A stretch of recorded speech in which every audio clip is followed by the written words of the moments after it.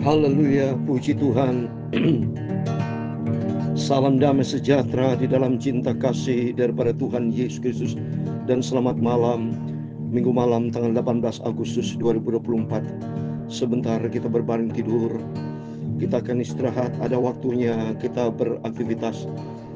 Tadi pagi kita sudah beribadah kepada Tuhan, dan mari kita datang berdoa kepada Yesus. Kita mau baca firman Tuhan. Setiap malam kita baca firman Tuhan, pagi baca firman Allah. Berdoa, selalu membangun hubungan sehat dengan Tuhan. Sebab sentral hidup kita hanya Yesus. Bukan manusia, bukan uang, bukan aset, bukan siapapun menjadi pusat hidup kita. Tidak ada juru selamat lain selain hanya Dia, Yesus Kristus. Karena kita sudah dipanggil, dipilih Tuhan untuk menjadi milik Tuhan dan memuliakan Tuhan, menyenangkan hati Tuhan Yesus. Amin. Saya Pastor Yakob Rama akan menyanyikan pujian di dalam buku Tabernakel Glory. Tuhan yang panggil, Tuhan yang panggil. Tuhan tolong orang berdosa. Saya dipanggil Tuhan.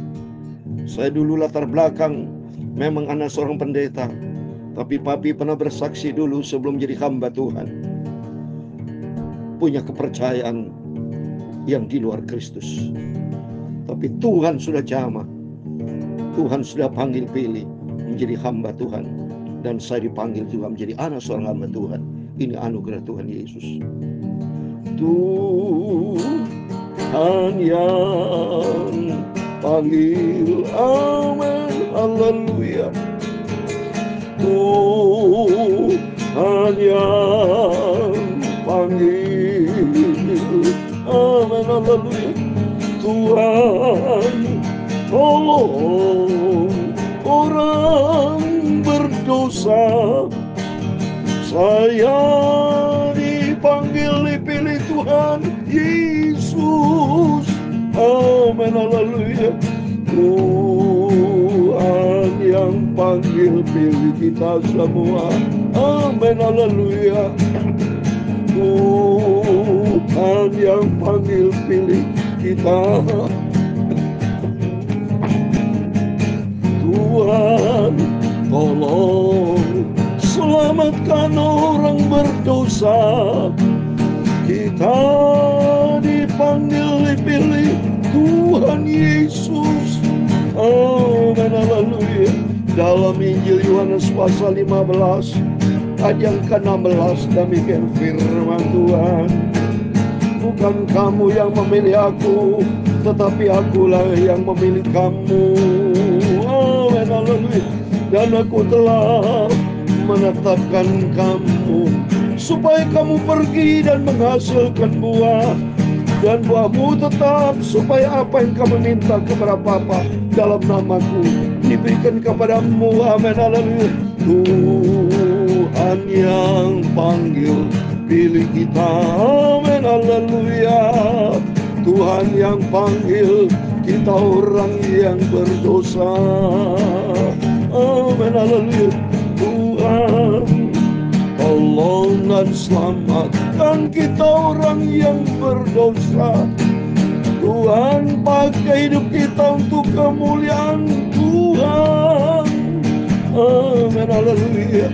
Ya Tuhan, punya mula kebesaran dan kejayaan, kehormatan, kemasyhuran dan keagungan, amin, haleluya. Ya segala-galanya yang ada di langit dan di bumi, ya Tuhan, punya mula kerajaan, dan Kau yang tertinggi itu melebihi segala-galanya sebagai kepala.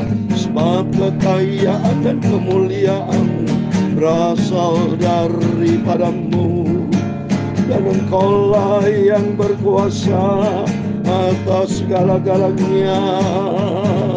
Dalam tangan-Mu lah kekuatan dan kejayaan. Dalam tangan-Mu lah kuasa membesarkan dan mengokohkan segala-galanya. Sekarang ya Allah kami bersyukur kepadamu dan memuji nama-Mu yang agung, itulah Yesus Tuhan.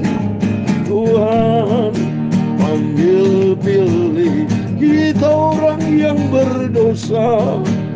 Tuhan pakai hidup kita untuk menjadi alat-Nya. Amin. Amin. Haleluya. Tuhan sucikan mulutku, hatiku, pikiranku untuk malam ini baca firman Tuhan.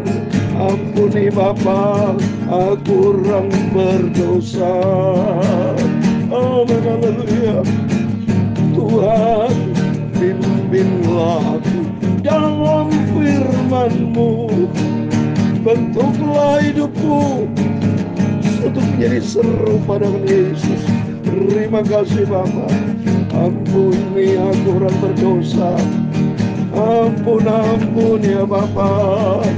Perbaruilah hidupku ya Tuhan Yesus. Terima kasih Bapa. Sebentar kami membaca firman-Mu. Engkau sumber kehidupan.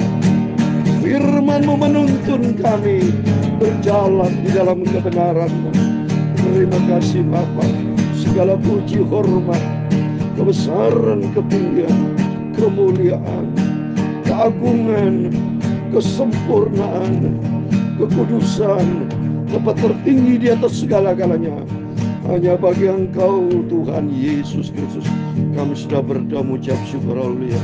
Amin, amin. Terpujilah Bapa kita Tuhan Yesus Kristus. Maha agung, maha mulia, maha kudus, maha sempurna Tuhan Yesus, yang memberikan kita kesempatan untuk hidup menikmati berkat Tuhan. Tadi pagi kita sudah beribadah kepada Tuhan, menikmati firman Tuhan, kita sudah memujiakan Tuhan.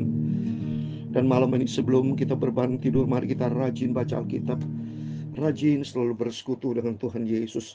Haus laparkan firman Tuhan, rajin baca, renungkan firman Tuhan, dan kita mau menjadi pelaku firman Tuhan. Tuhan yang membuat ada pagi, ada siang, ada sore, ada petang, dan menjelang malam ini sebelum kita berbaring tidur, mari kita selalu hati rindu sama Tuhan Yesus. Karena kita sudah dipilih sama Tuhan, kita sudah dipanggil sama Tuhan untuk menjadi milik Yesus. Supaya apa? Kata firman Tuhan, supaya kita pergi menghasilkan buah-buahmu tetap. Supaya apa yang kami minta kepada Bapa dalam nama Tuhan Yesus diberikan ke, jadi punya hubungan fellowship yang intim dengan Tuhan. Kita menjadi pelaku firman. Dan kalau kita menjadi pelaku firman, firman Tuhan kata apa yang kita minta kepada Bapa di dalam nama Tuhan Yesus, Tuhan tolong kita. Oh banyak, tak terbatas, tiap hari, tiap saat. Ya, kita banyak permintaan permohonan kepada Tuhan.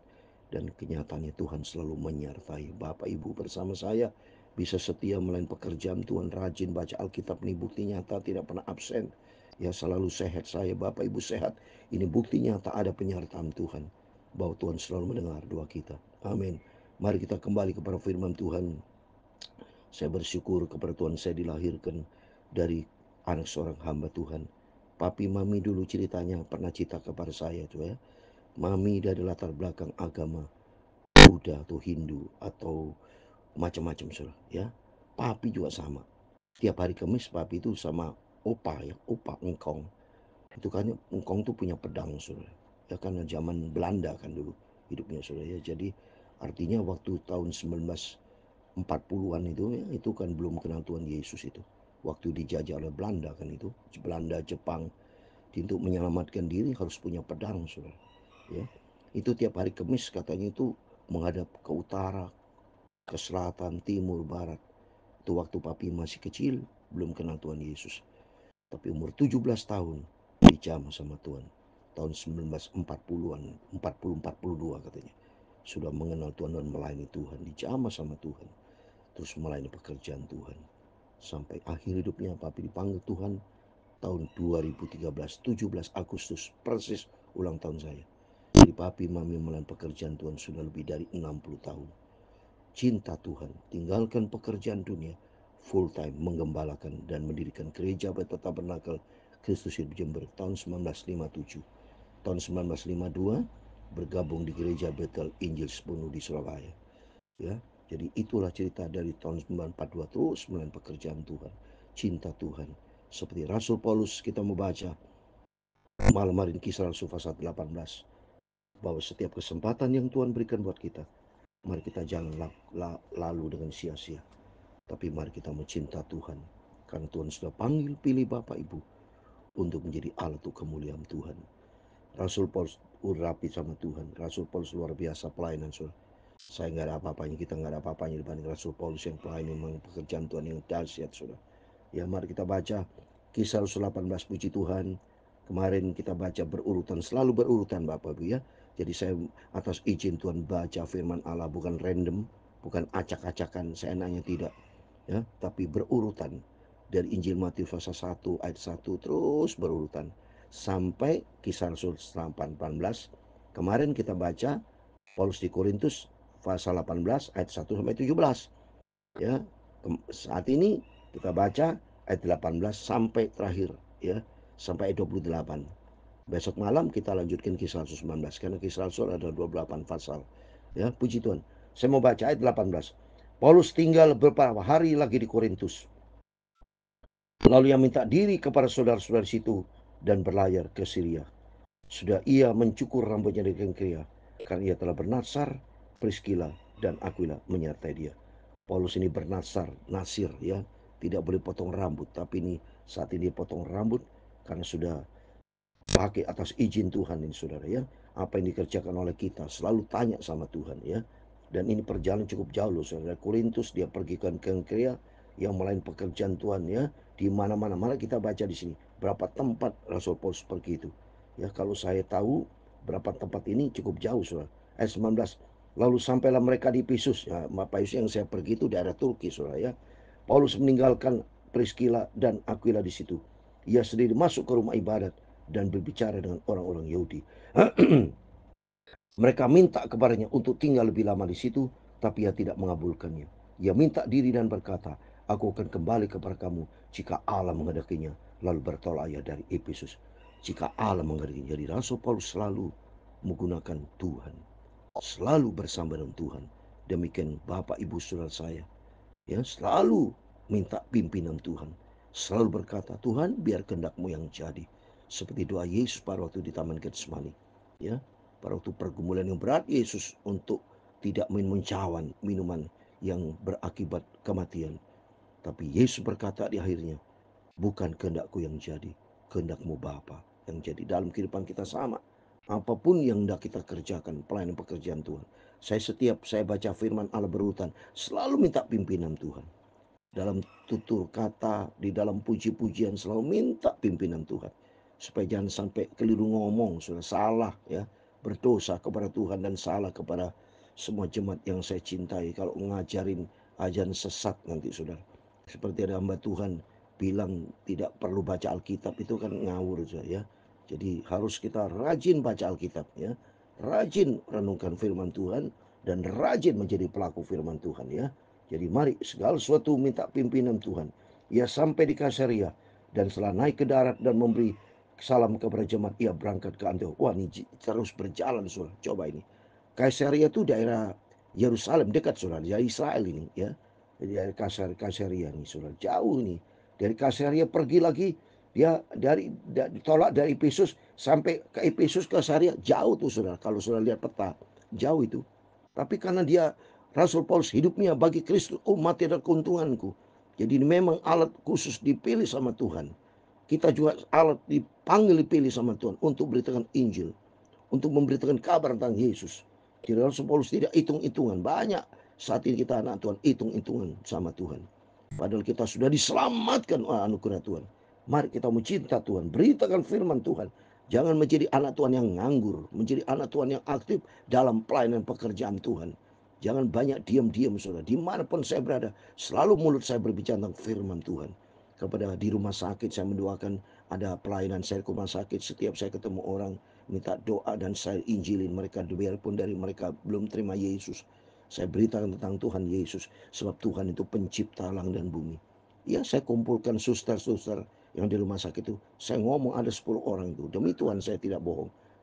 Supaya percaya kepada Tuhan, karena saya katakan Tuhan pencipta langit dan bumi. Bapak Ibu Saudara semua diciptakan sama Tuhan. Maka orang harus kembali kepada Tuhan. Ya, terus kembali ayat 24. Sementara itu datanglah ke Efesus orang Yahudi bernama Apolos. Oh, ayat 23. Mohon maaf, saya ulang. Setelah berapa hari lamanya ia tinggal di situ, ia berangkat pula lalu menjelajah seluruh tanah Galatia dan Frigia untuk meneguhkan hati semua muridnya. Rasul Paulus dipakai Tuhan, penginjilan sudah menjadi memuridkan amanat agung dari Yesus. Jadi membuat orang percaya kepada Tuhan, terus dimuridkan. Nah, jadi kita ini perlu pemuritan, saudara. Iya, untuk meneguhkan hati semua murid. Ya. Jadi dimuridkan oleh Rasul Paulus. Ayat 24, sementara itu datanglah ke Efesus orang Yahudi bernama Apollos yang berasal dari Alexandria. Ia seorang yang fasih berbicara dan sangat mahir dalam soal kitab suci. Apollos ini mengenal kitab suci itu zaman Yohanes Pembaptis. Saudara. Jadi saya yakini Yohanes Pembaptis itu langkah pertama sebelum Yesus. Dia melakukan terobosan, dipakai sama Tuhan. Ya. Setiap kita dipakai sama Tuhan supaya banyak jiwa-jiwa dimenangkan, diselamatkan. Ya. Ketemu dengan Apollos yang dia sudah mahir dalam soal kitab. Artinya apa? Dia baca Alkitab. Bagaimana bisa mahir kalau dia tidak baca Alkitab, ya? Jadi rajin baca Alkitab. Kita harus rajin baca Alkitab, renungkan firman Tuhan, dan menjadi pelaku firman. Ia telah menerima pengajaran dalam jalan Tuhan. Dengan bersemangat ia berbicara dengan teliti, ia mengajar tentang Yesus. Tapi ia hanya mengetahui baptis. Nah, ya, jadi mengenal baptisan Yohanes Pembaptis itu, ya. Ia mulai mengajar dengan berani di rumah ibadat, tapi setelah Priscilla dan Aquila mendengarnya, mereka membawa dia ke rumah mereka dan dengan teliti menjelaskan kepadanya jalan Allah, jalan Tuhan, jalan yang lurus, yaitu Yesus sebagai jalan, kebenaran dan hidup. Itu hanya di dalam nama Tuhan Yesus Kristus. Karena Apollos ingin menyeberang ke Akaya, saudara-saudara di Efesus mengirim surat kepada murid-murid situ supaya mereka menyambut dia setibanya di Akaya. Maka ia oleh karena kasih karunia Allah menjadi seorang yang sangat berguna bagi orang-orang yang percaya. Amin. Mari kita menjadi anak Tuhan yang berguna, menjadi berkat, bukan menjadi batu sandungan. Tapi hidup kita menjadi berkat, memenangkan banyak jiwa untuk kerajaan surga, saudara, ya. Ayat 28 yang terakhir, sebab dengan tak jemu-jemu ia membantah orang-orang Yahudi di muka umum dan membuktikan dari kitab suci bahwa Yesus adalah Mesias. Amin. Dipakai Tuhan ini, saudara. Membuktikan dari kitab suci berarti rajin baca Alkitab. Seperti saya rajin baca Alkitab, Bapak rajin baca Alkitab, memang Yesus adalah Tuhan Juru Selamat. Kisah 4 ayat 12, dan keselamatan di bawah kolong langit tidak ada nama lain di luar Yesus, tidak ada. Dan Yesus sendiri berfirman di dalam Yohanes 10 ayat 9, akulah pintu, barang siapa masuk melalui aku, ia akan keluar masuk mendapat kepadang rumput. Semua kan firman Tuhan. Mari kita rajin baca Alkitab, supaya kita dapat menerangkan firman Tuhan kepada teman-teman, kepada saudara-saudara yang belum terima Yesus. Mari Bapak yang melalui firman Tuhan di sini pada malam hari ini mendorong, memotivasi kita, beritakan Injil, beritakan kabar tentang Tuhan Yesus. Mumpung kesempatan kita masih ada. Selagi hari siang, kata Yohanes pasal 9 ayat 4, kita bekerja. Karena ada harinya malam, kita tidak bisa berbuat apa-apa. Selagi Tuhan berikan kesempatan sehat bagi kita, mari kita pergunakan setiap kesempatan untuk menyenangkan hati Tuhan. Supaya kita jangan, kata Efesus pasal 5, jangan kita bodoh, ya. Mari saya mau baca. Efesus pasal 5 dikatakan ayat 16, dan pergunakan waktu yang ada, karena hari adalah jahat. Sebab janganlah kamu bodoh, tapi usahakanlah supaya kamu mengerti karena Tuhan. Jangan kita buang orang sia-sia. Orang bodoh, mohon maaf, adalah orang yang tidak menghargai waktu, yang nyanyiakan waktu berjalan sia-sia untuk mencari perkara yang sia-sia. Itu orang bodoh. Tapi bagi kita, seperti 5 gadis yang bodoh, dia membak cawan, tapi minyaknya habis. Ya, tidak siap menghadapi kedatangan Tuhan. Jadi orang Kristen jangan pernah berkata, oh kedatangan Tuhan masih lama. Itu kalau ngomong begitu berarti seperti 5 gadis yang bodoh. Tapi jadilah 5 gadis yang bijaksana. Supaya tiap hari, tiap saat kita menantikan kedatangan Tuhan. Mempersiapkan diri itu pasti lebih baik daripada orang yang carelessly, sembrono. Ya, jangan menjadi orang Kristen yang lengah, yang seenaknya hidup sembrono di luar firman Tuhan. Tapi menjadi orang Kristen yang bijaksana, menghargai setiap kesempatan. Maka firman Tuhan katakan, Efesus 5 ayat 16, pergunakan waktu yang ada, karena hari adalah jahat. Di luar firman Allah, di luar Yesus, penuh dengan kejahatan. Di luar tiap hari Bapak Ibu dengarkan berita televisi, penuh dengan dosa, kejahatan, ya. Bahwa ini tanda-tanda kedatangan sudah Tuhan sudah tidak lama lagi. Marilah menjadi anak Tuhan yang bijaksana, yang mengerti akan kehendak Tuhan. Jangan buang waktu dengan sia-sia, tapi pergunakan setiap kesempatan untuk melayani pekerjaan Tuhan. Karena Tuhan sudah panggil pilih kita untuk beritakan Injil. Seperti Rasul Paulus tidak pernah berhenti beritakan Injil kerajaan Tuhan Yesus. Terus sehingga mereka dikatakan untuk meneguhkan hati semua murid. Jadi hidup kita menjadi berkat. bukan menjadi batu sandungan, untuk kemuliaan Tuhan Yesus. Tuhan memberkati kita semua.